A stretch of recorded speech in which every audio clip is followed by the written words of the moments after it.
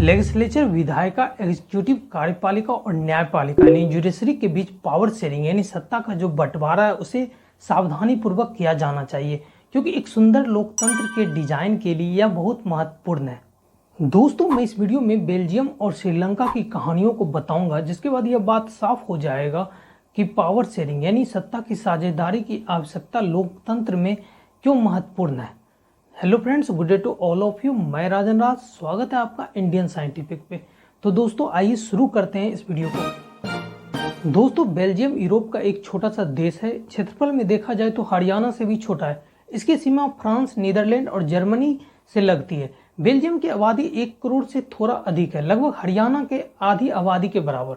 Belgium देश के कुल जनसंख्या का 59% लोग फ्लेमिश क्षेत्र में रहते हैं और ये लोग डच भाषा बोलते हैं, और अन्य 40% लोग वालोनिया क्षेत्र में रहते हैं और ये लोग फ्रेंच बोलते हैं, और बचे 1% बेल्जियम के लोग जर्मन बोलते हैं। बेल्जियम देश की राजधानी ब्रसल्स में 80% लोग फ्रेंच बोलते हैं, तो वहीं 20% लोग डच भाषी हैं। तो फ्रेंच बोलने वाले लोग ज़्यादा अमीर और ताकतवर थे। इस पर डच बोलने वाले लोगों ने अपनी नाराजगी जताई, क्योंकि उन लोगों को शिक्षा और आर्थिक विकास बहुत बाद में हुआ था।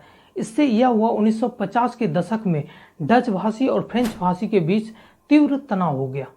1960 तक यह तनाव अधिक तीव्र हो चुका था और बेल्जियम देश की राजधानी ब्रसल्स ने एक नई समस्या को उत्पन्न कर दिया था, और इसमें से एक और समस्या यह थी, जो डच भाषी थे वो बहुत संख्या में थे, तो वहीं फ्रेंच भाषी अल्पसंख्यक थे, लेकिन उनके पास पावर और पैसे थे। जैसा कि इसकी तुलना श्रीलंका से की जा सकती है, जो एक द्वीप राष्ट्र है। इस देश के दक्षिण तट पर कुछ दूर तमिलनाडु के 2 करोड़ लोग लगभग यहाँ रहते हैं। लगभग इतना ही जनसंख्या हरियाणा में है। अन्य देशों की तरह दक्षिण एशियाई देश श्रीलंका में भी कई धर्म के लोग और कई भाषा बोलने वाले लोग रहते हैं, जिसमें प्रमुख जनसंख्या वाले लोग सिंहली भाषा बोलने वाले लोग हैं, जिसकी संख्या 74% है। तो वहीं तमिल बोलने वाले लोगों की संख्या 18% है। तमिल में भी 2 उपसमूह हैं। तमिल के मूल निवासी देश को ही श्रीलंका कहते हैं। श्रीलंका में मूल निवासी तमिल 13% थे। बाकी के पूर्वज भारत से व्यापार करने और काम करने आए थे। इस काल को भारतीय तमिल काल कहा जाता है। यहाँ अधिकांश सिंहली भाषा के लोग बौद्ध हैं, जबकि अधिकांश तमिल हिंदू या मुस्लिम है। श्रीलंका में लगभग 7% ईसाई हैं, जो कि तमिल और सिंहली दोनों बोलते हैं। 1948 में श्रीलंका में सिंहली समुदाय के लोग, जो बहुसंख्यक आबादी में थे, देश में उनके नेता ने मांग की सरकार से उनकी जनसंख्या के आधार पर उन्हें विश्वविद्यालय और सरकारी नौकरी में आरक्षण मिले। साथ ही सरकार की यह जिम्मेदारी हो कि कैसे बौद्ध धर्म की रक्षा हो। सिंहली और तमिल समुदाय के बीच स्थिति तनावग्रस्त हो गई। श्रीलंका के तमिल भाषी लोगों ने खुद की राजनीतिक पार्टी बनाई और तमिल को आधिकारिक भाषा के रूप में मान्यता दिलाने के लिए संघर्ष करने लगे, और नौकरी तथा शिक्षा में भी समानता का अवसर देने की मांग करने लगे। इस कारण देश में अलगाव बढ़ने लगा तमिल और सिंहली के बीच। श्रीलंकाई तमिल को लगा बौद्ध के नेतृत्व में राजनीतिक दल और सिंहली नेता उनके प्रति ज्यादा संवेदनशील है और उनके हितों की अनदेखी की जा रही है, जिस कारण 1980 के दशक तक श्रीलंका की सरकार ने तमिल को बार बार मना किया। इसी वजह से कई राजनीतिक संगठन स्वतंत्रता की मांग करने लगे, जिस कारण उत्तरी और तमिल ईलम राज्य यानी श्रीलंका का पूर्वी भाग में 2 समुदाय के बीच माहौल तनावग्रस्त हो गया और यह जल्द ही गृह युद्ध में बदल गया। परिणाम स्वरूप दोनों समुदाय के हजारों लोग मारे गए, कई परिवार शरणार्थी बन गए, तो कई लोगों को घर छोड़ना पड़ा, अधिक लोग अपनी आजीविका खो दी। युद्ध से भयंकर आघात हुआ।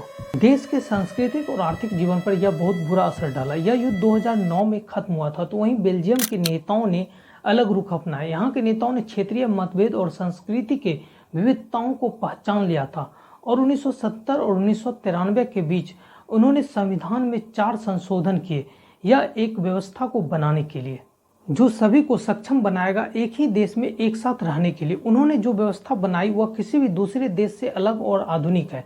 बेल्जियम मॉडल के कुछ महत्वपूर्ण तत्व यह है, जैसे कि संविधान निर्धारित करता है डच और फ्रेंच बोलने वाले की संख्या केंद्र में मंत्री बराबर होंगे। केंद्र की अनेक शक्तियां राज्य सरकार को दे दी गई है, जिसमें राज्य सरकारें केंद्र के अधीन नहीं है। ब्रसल्स में एक अलग तरह की सरकार है, जिसमें फ्रेंच भाषी और डच भाषी के लोगों को समान प्रतिनिधित्व सरकार में है। दोस्तों, बेल्जियम और श्रीलंका की कहानियों से हमें यह सीखने को मिलता है, हालांकि दोनों एक लोकतांत्रिक देश है, लेकिन दोनों देश ने सत्ता का बंटवारा अलग ढंग से किया, जिसमें बेल्जियम के नेता ने एहसास किया देश की एकता संभव है। केवल यह संभव तब हो सकता है जब देश के लोगों की भावनाओं का सम्मान हो और विभिन्न समुदाय के हितों की रक्षा हो।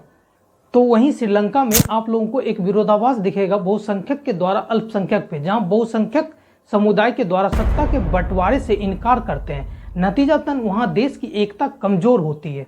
आधुनिक लोकतंत्र में शक्ति के बंटवारे करने की व्यवस्था में बहुत समय लग सकता है, लेकिन हमारे देश भारत के लोकतंत्र में शक्ति के बंटवारे में जो सबसे आम व्यवस्था के मुख्य बिंदुएं हैं, आइए उसको समझने की कोशिश करते हैं। जैसे कि पॉइंट नंबर 1, विधायिका, कार्यपालिका और न्यायपालिका जो सरकार के प्रमुख अंग होते हैं, उसमें शक्तियों का बंटवारा क्षैतिज रूप से किया जाना चाहिए। अब पॉइंट नंबर 2, शक्तियों को आपस में बांटा जा सकता है विभिन्न स्तरों पर, संघ यानी सरकार, केंद्र और राज्य स्तर पर। फिर राज्य की शक्तियों का विभाजन नगर पालिका और पंचायत में किया जाता है।